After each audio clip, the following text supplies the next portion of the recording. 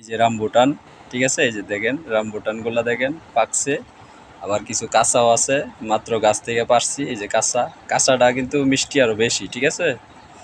তো কি আম্মু কি খাইতেছ?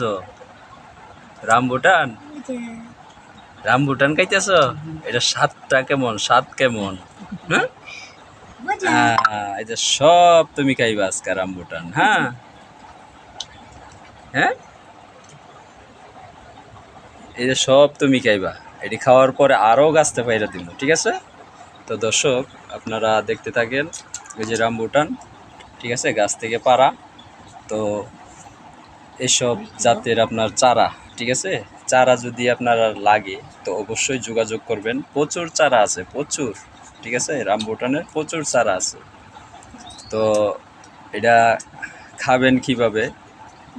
একটা বাঙ্গেন, এই যে দেখেন, এই যে বাংতাছে একটা, এটা কিন্তু ভিতরে অবিকুল লেচুর মতো, ঠিক আছে, স্বাদরা কিন্তু অন্যরকম, ঠিক আছে, খুব স্বাদ, মানে এমন মজাদার একটি ফল বলার বাইরে, ঠিক আছে।